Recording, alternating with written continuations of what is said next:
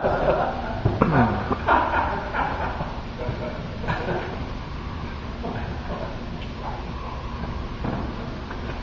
in the season following Easter, we hear on Easter Day and the weeks immediately afterward stories that scholars refer to as post-resurrection narratives.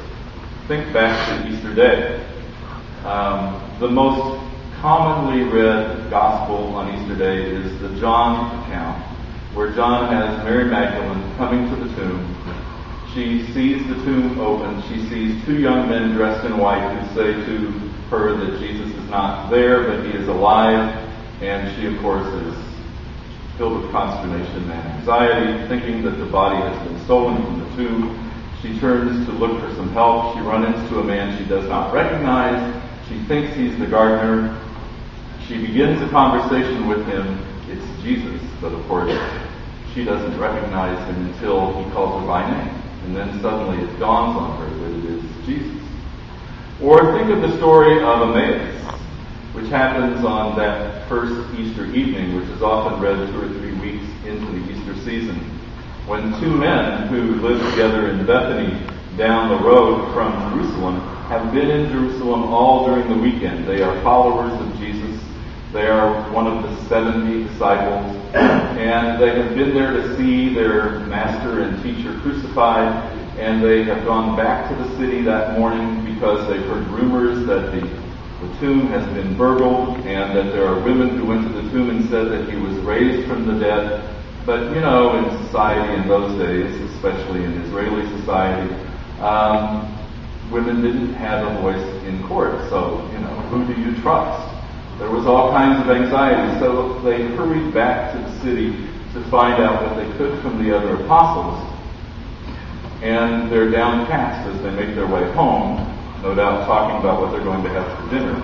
And they're very depressed about the whole situation. And on their way down the hill from Jerusalem to the home that they share, they run into a man who Luke tells us is Jesus. But they don't recognize him. And he asks them why they look so downcast. And they tell him, and he begins to try and help them see what was actually happening. And they still don't recognize him. And then he begins to quote Scripture, and they still don't recognize him. And finally, when they get home and they have a chance to go into the kitchen and prepare something for him to eat, and they put some food on the table, they do the normal hospitality in the Middle East, and they ask their guests to bless the food. And it is when he blesses the food and shares it with them that they recognize that it is Jesus. Or the story of Thomas, doubting Thomas, the guy that gets a lot of that press, And that happens the week after Easter, but it's based on an appearance that happened on Easter afternoon when the apostles are kind of cowering in fear in the upper room, afraid of the authorities. John tells us the door is locked. And so you can imagine these 11 guys sitting around this table trying to piece all these different stories together, and somebody walks through the wall, and they don't recognize him. And he greets them, and they still don't recognize him. And then he shows them his wounds, and they go, oh, yeah, that's Jesus. Well, my point is that in all of these post-resurrection stories, all of the Easter stories, no one recognizes Jesus until something happens in the story, a key that unlocks the meaning of the story.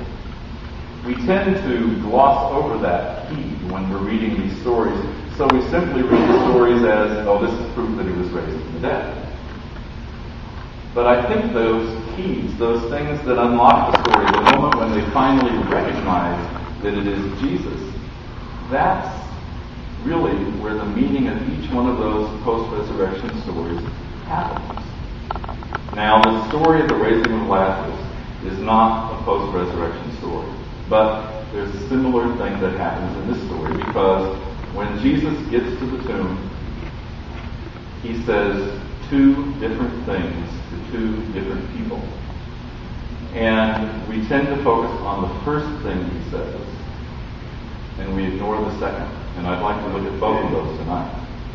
This gospel is one of those, the last 2 or 3 times you've been to a Christian funeral, It's this gospel and the one where Jesus says, "In my Father's house are many mansions," that are the two most popular gospels read at funerals. And usually when they're read at funerals, the story ends as soon as Jesus invites Lazarus to come forth from the tomb. It's easy to read all of these stories as simply another resurrection appearance of some kind, or another showing of power on Jesus' part. But I think there's something more to these stories, and especially to this story of Lazarus. First of all, Lazarus and Mary and Martha were such close friends to Jesus that every time he went to Jerusalem, he stayed with them. They lived in Bethany down the hill from there. And instead of staying in Jerusalem, he would always travel a day before he was to be in Jerusalem and spend time with them. So he was obviously close to them. Another fascinating thing about this story is sometimes in Mark and Matthew and in Luke, we see some emotion on Jesus' part. But in John kind of paints Jesus as this guy who's all business. You know, on the cross, when he's taking his last breath, in the other Gospels, he says things like, my God, why have you abandoned me?" But in John, his last words are, "It is accomplished." What a business like, would you say? The only show of emotion in the entire Gospel of John is the one that we heard just a minute ago, where when Jesus is brought to the tomb of his friend, he breaks down and cries. The only show of emotion in John. Now, when he gets to that tomb and he cries, he says two things. First, after he's told them to roll back the stone, you have to kind of think of your favorite Lon Chaney movie, because basically the burial customs were to wrap people like mummies. Okay?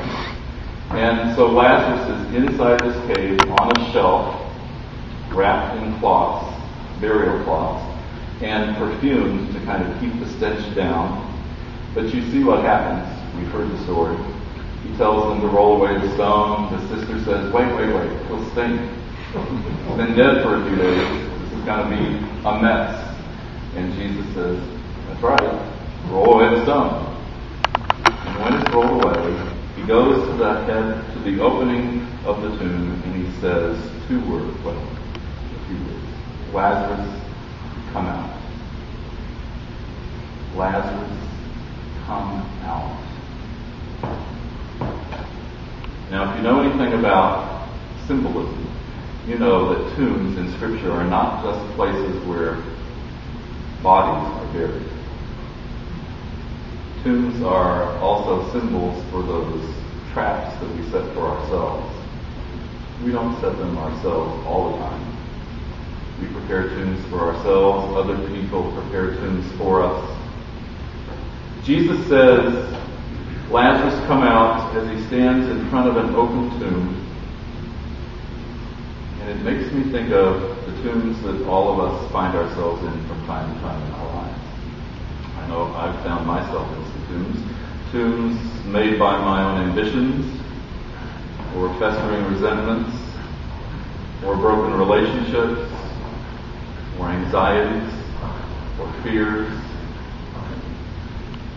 We construct tombs like that for ourselves. We get these projects going in our lives to kind of keep things together without ever addressing the issues that we need to address, and we end up finding ourselves in a tomb.